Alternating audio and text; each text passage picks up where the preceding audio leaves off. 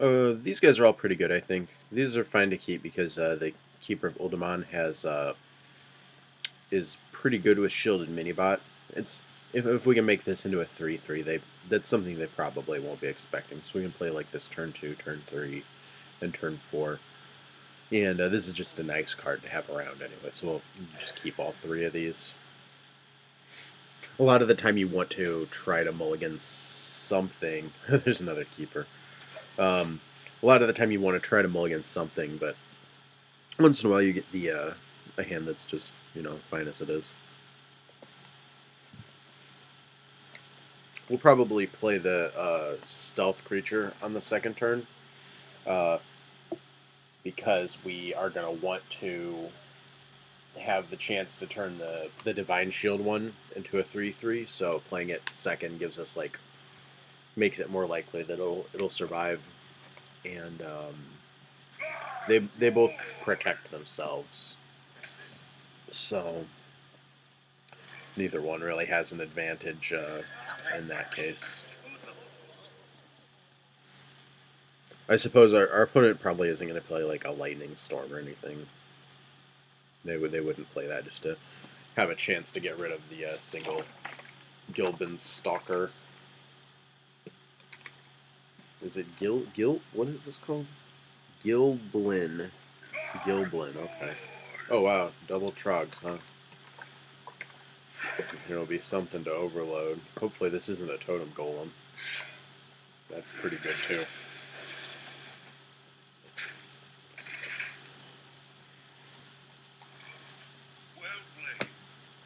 Let's see. I don't even know if we can really attack with this thing here, because we can use this to do damage to one of them, but then it just gets killed by the axe. That's pretty bad. And we're gonna maybe need to turn this into a 3/3 and hit the one that doesn't take damage.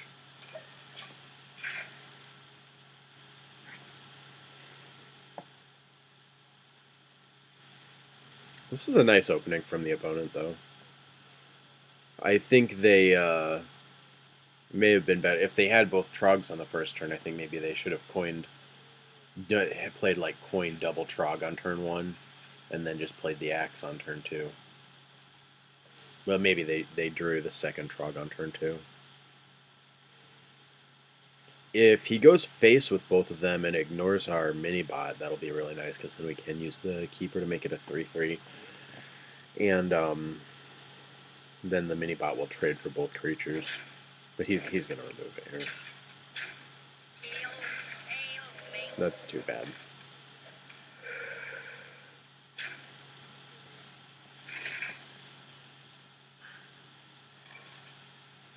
So we'll make this a 3/3, and we'll take out one of the trogs with it.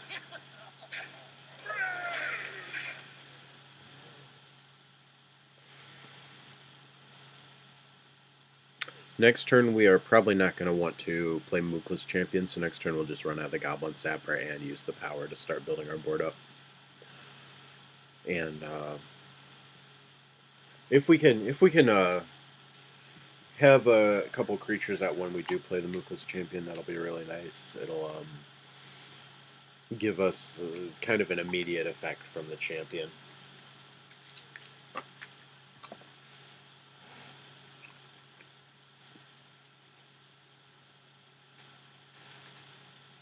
The opponent is trying to decide what to do here.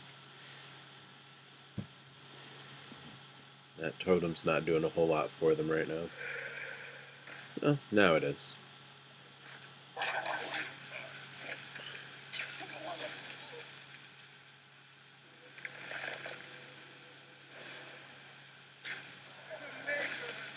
That's interesting. They're actually, they would rather save the Tunnel Trog than the Rockbiter weapon in hand.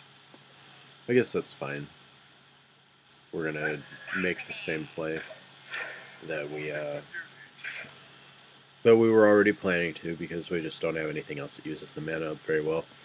The Argent Commander is going to be a nice turn 6 though, because it can take out whatever we need to. He probably, since he wanted to save the Trog last turn, he probably is not going to use the Trog to kill our 2/4 here. He might just go face with it. He might go face and like use the power to try to hit a taunt totem. That would be pretty good if he did get the taunt totem. And the axe will probably just take out our 1/1.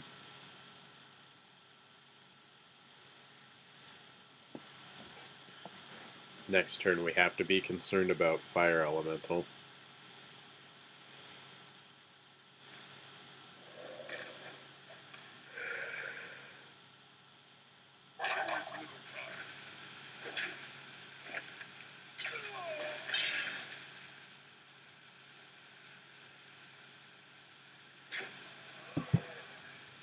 Alright, so he's got the Healy Totem.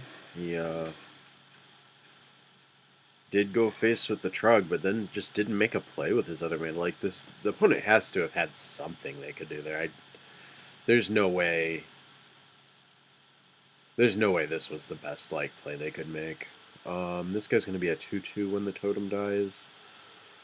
So we'll use Argent Commander and kill the totem. That way we can keep the Divine Shield on it, and then we can use our Sapper to kill his 2/2.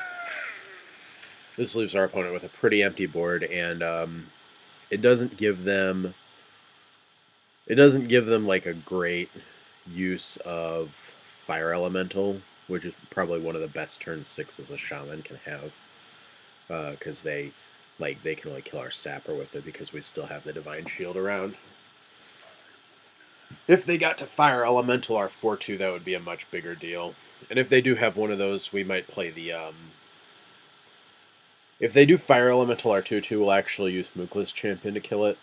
But we'd also have the option of using the Keeper to make their creature a 3/3 and then trade the Divine Shield for their creature.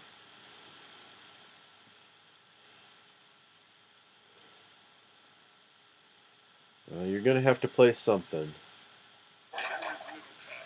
What's it going to be? It's an Ogre. That's a nice one. That guy...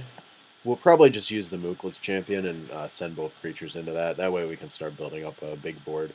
And the more triggers, the more Inspire triggers we can get, the better they'll be. So we're going to trade our Divine Shield and this 2/2 for it, and we're going to actually have a 2/2 from our power, so that'll be good.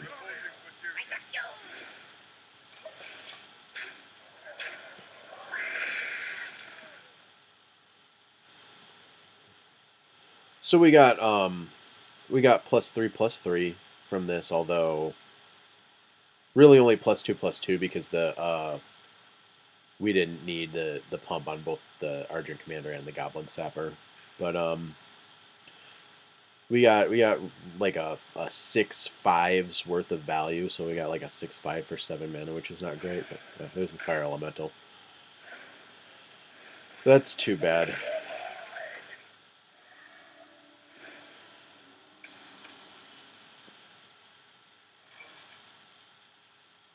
This is pretty awkward now, too, because we don't have the Divine Shield anymore. I wonder if it would have been better to Keeper last turn.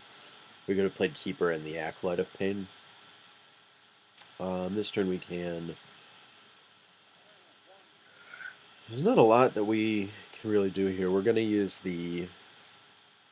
We're going to send this Argent Commander into his Fire Elemental. He got really good value off of this Fire Elemental, like killing the second half of our Argent Commander and our Mookless Champion. And we're not going to get a really good use out of this Dark Scale Healer here, but so we need to decide what we're gonna add to our board this turn. We'll start by killing these things off, and I don't think we need the card drawing so much right now.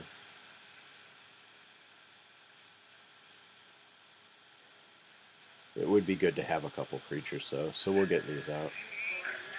We'll play these two because they use up all of our mana that turn. And it would be nice to save Dark Scale Healer to try to heal the Acolyte after it gets damaged. But we'd have to make a weaker play, because if we If we were going to save this, we probably would have played the Violet Teacher with Acolyte of Pain, and then we're leaving 1 mana unspent. We're getting a 3/5 instead of a 4/5. I guess we'll see what happens here. Twilight Drake's fine. It's oh well. I was gonna say we can use the 4/5 to kill that, but that's not happening now. That's alright. We're gonna start drawing some cards. And this is a nice thing to have too here, but we'll draw first. Oh, that lets us take this out. So we'll probably want to. We can actually draw some more cards here. We can get this guy first, and now we get to cantrip with our pump spell.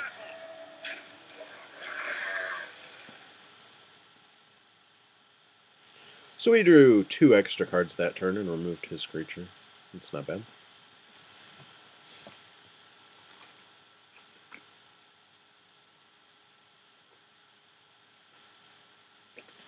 For the worst card in the deck, this guy's actually done all right. We do have more spells, I think, than decks usually will have. But a lot of the time this isn't good. Like, it's just if we don't have a good board position and we don't have like spells in hand, this is just an overpowered guy. So I still think it's pretty bad. But it's worked out well so far in this arena run. So he cashed in his 1/1 for a card. And I think that our opponent's probably struggling to like keep something relevant out. Okay, we're going to end up using our 5/1 to trade with his 4/5, but since we don't want to let him draw cards, we're going to need to remove this first. So we're going to start off by playing Murloc Knight and using the Inspire to see if we get the 2/1 with charge. If we get a charge Murloc, we might send it in. Oh, we actually did. That's extremely convenient. That lets us save our 3-power creature here. And we'll just... yeah, we'll put this out. We'll save the Keeper. It's like... I don't know how many Murlocs there are. There's probably like 10 different Murlocs or so that you can get. So there's maybe a 1 in 10 chance of hitting that thing.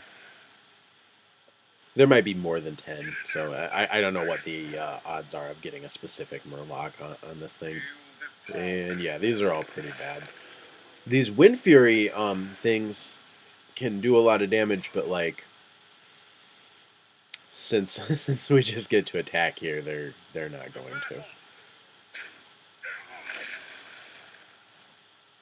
We'll see if we get a charge Murloc again. Alright. Well, that's pretty good.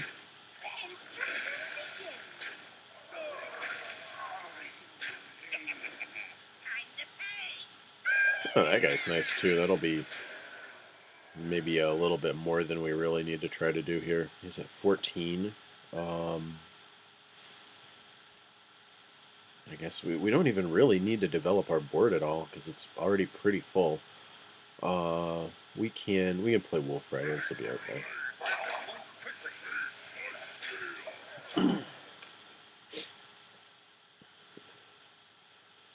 So this has worked out well. We got pretty far ahead on cards, and I think our opponent was. Well, they had a couple good plays. Like they did have the Fire Elemental. It was probably about the best play the opponent made because they got a good couple of cards for that. A lot of their other ones were just they didn't have the resources to keep up with the kind of like board position we had. So that's I think a 4th win for this one.